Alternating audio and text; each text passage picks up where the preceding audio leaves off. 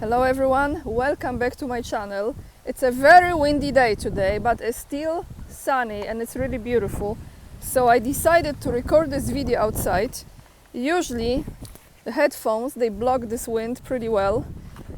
The topics that I have for you today is, if you remember Szmowit era and how certain accidents, for example, motorcycle accident, heart attack, well, that's not an accident, but it happens, falling down the stairs or anything of that nature have been registered as Szmowit being the cause of death. Well, oh well, nothing new, is it?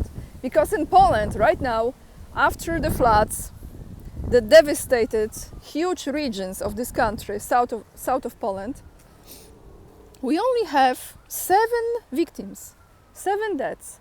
I will go into the details about this because if you still believe that your government is speaking the truth, not lying to you, not making fool of you, wakey wakey everyone.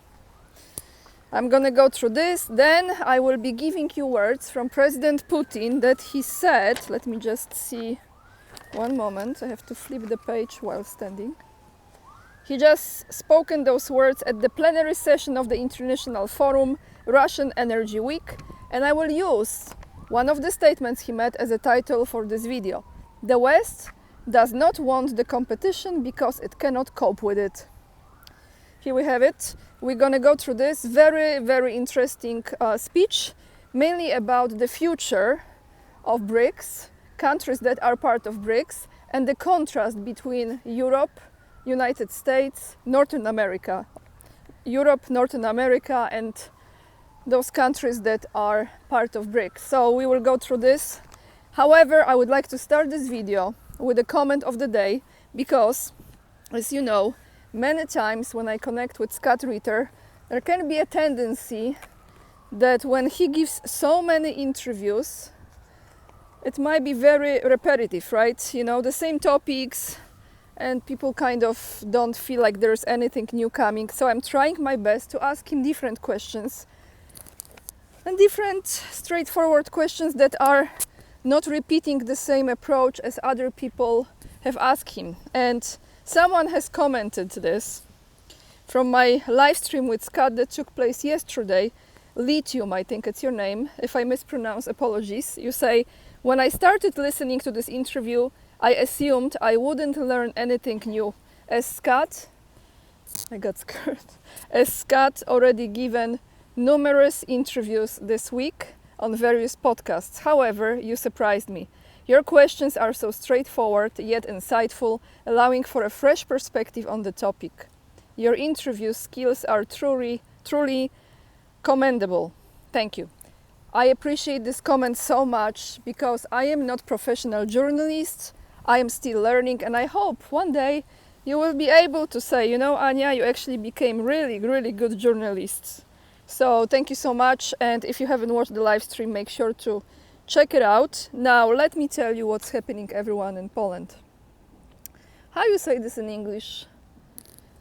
Obituary, right? When someone passes away and there is the piece of paper that is often in the newspapers, or sometimes you see it like, you know, on the lamps or places outside on the streets.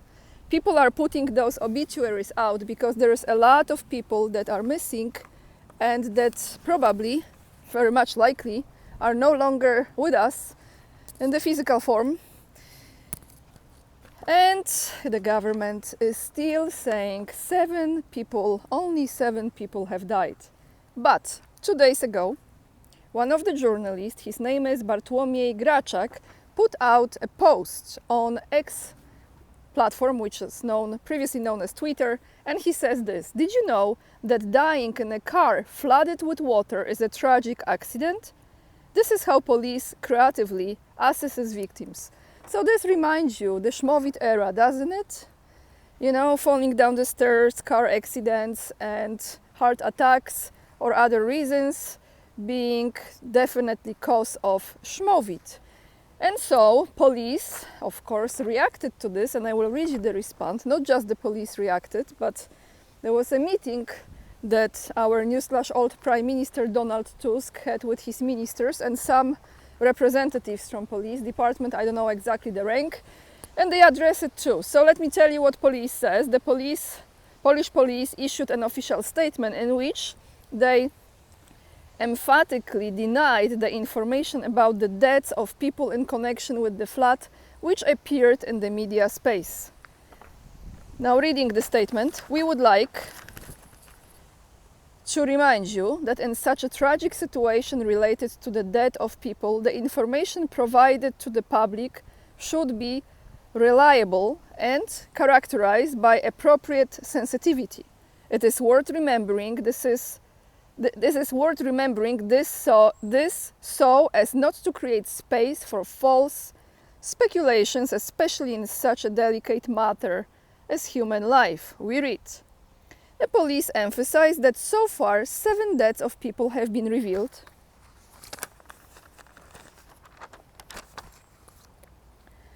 Circumstances of which might indicate that they were caused by drowning.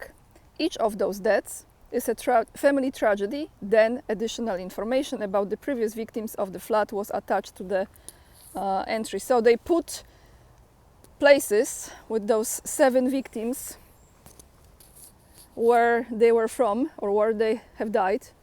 However, they forgot, and this is thanks to Suwerenne, another Polish channel that I watch. There was like a report, like a TV station was showing the effects of the flood, transmission, I think you say, from those regions the second or third day, and they already were showing 10 deaths. The information was 10 deaths in the very place. So just in one place, the TV station already announced 10 deaths.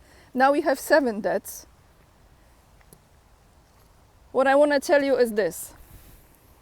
During this meeting that Tusk had with the ministers and other people, he brought this up and he said that people who are saying there's more deaths, those are like fake informations, it's a political game, etc., etc.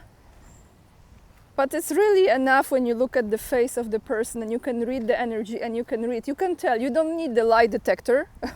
You just look at the person, look at the face, look at the body language, the mimics and all of it, and you can tell. It's unbelievable to me. Well, actually it is believable because what we had during Szmowit, that they are hiding the real number of victims. And I'm just wondering, is the reason because they don't want, well, they already screwed this up big time, but they don't want this to be screwed up officially even more? I don't understand. Or perhaps they don't want to pay those people, the families, the insurance. I don't really know. And then I was thinking, why 7? Why they chose number 7? Not, 6 or 5 or 8. And as I remember correctly, or maybe not, but I think I do, in Czech Republic, right? In Czech, when they announced the evacuation on the 12th, I think, of September, which was official announcement from European Union, they were preparing in that country and they let people know to evacuate. However, I think they still had 7 victims. So perhaps they took this number from another country. I'm just saying, I don't know. Isn't it disgusting, everyone, huh? I shouldn't be surprised by that. Well, actually, I'm not surprised. Your government cares about you. People, time to wake up for real. Let's go to President Putin. The West does not want the competition because it cannot cope with it. Putin said this during his speech at the plenary session of the International Forum Russian Energy Week. Let me quote him now. Some real statements here. The West often loses in a fair fight. They resort to discrimination, presenting it under the guise of imaginary Euro-Atlantic solidarity, the fight for human rights, and so on. Well, there are many pretexts. But what happens at the end? By blocking access to its platform, the West only spurred the development of alternative solutions, alternative logistics, insurance, international payment systems, and technological innovations. Of course, this is all a difficult process. It is difficult for those who are involved in this process, but let's go this way. We flip the page. But this process is ongoing steadily. I would like to emphasize that today, let me come down because there is a little steep, and I will continue. I would like to emphasize that today these decisions are already largely independent of outside influence.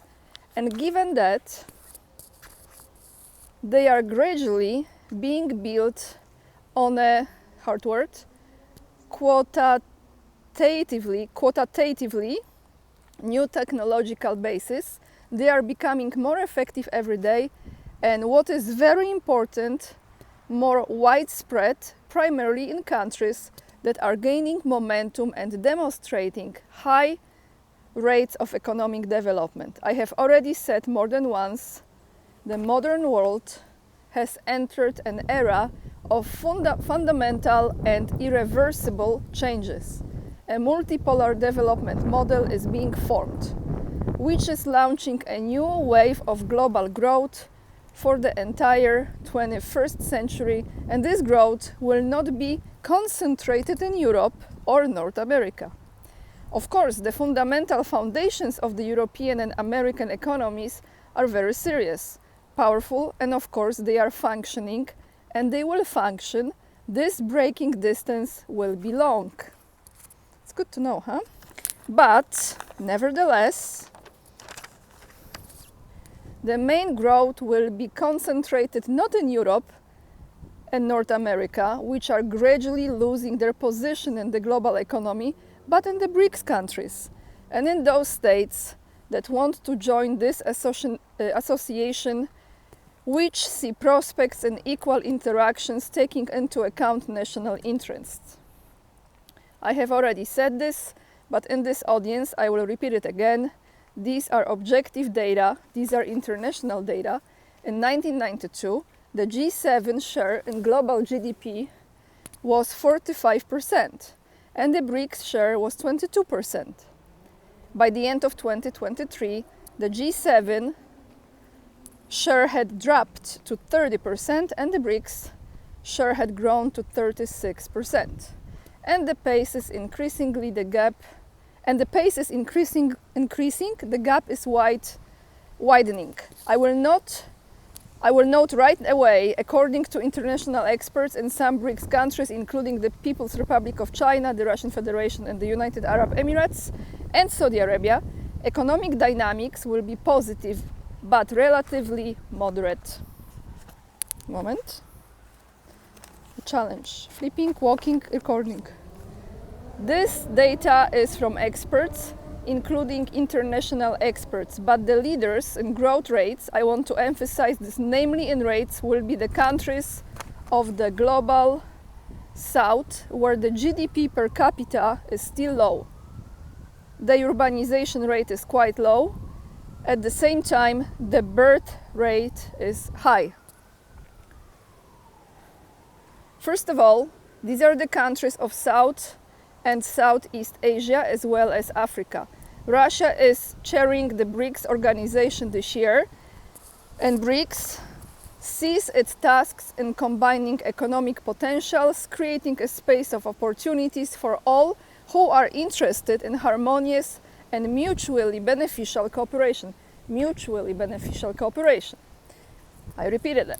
For the states that are already or will become promising growth centers, we intend to form an effective development platform free from negative external interference, including resources, technological personnel, financial trade, and investment, including the energy sector, as I have already said, which has a decisive influence. One moment. On the state of the economy and the social sphere. Despite the objective difficulties that are well known to everyone, difficulties actually exist for everyone. We have our own considerable difficulties. Nevertheless, Russia remained one of the leading participants in the energy market in the world.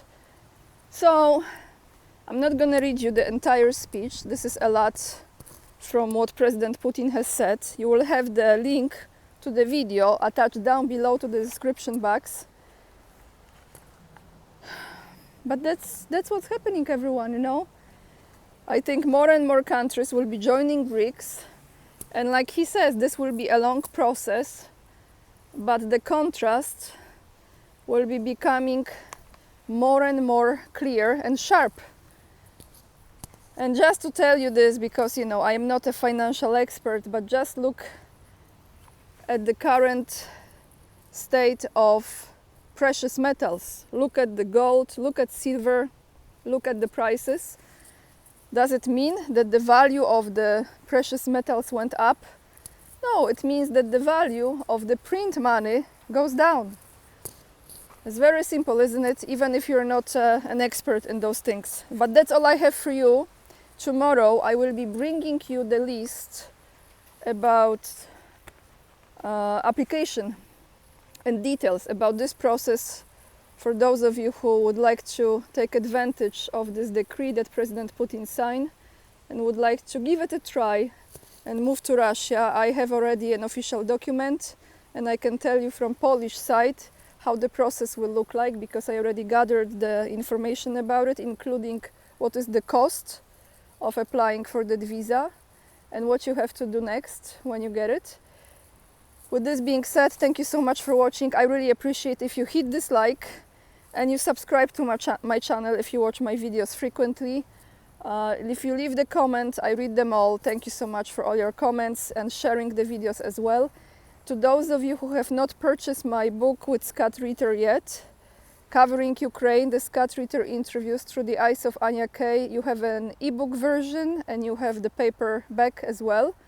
You can order it all around the world. It's on Amazon. You can also order from publisher, and I believe when you order from publisher, even if you don't live in the United States, it will be shipped to you from the closest publishing house in Europe. My copies came from France, so that's how I know. So don't worry, you should get it without any problem. It might take a little while, but it will get to you. Thank you so much for all your donations on PayPal. I really appreciate for becoming my supporter on Locals and Patreon as well, for following me on Instagram, and yeah, for being part of this community. If you want to check out the merchandise, it's in the shop section on the main page of the channel, or you see it under the video. Lots of love, everyone, and remember, we are the leading edge and we are saving humanity. See you tomorrow in another video. Bye guys.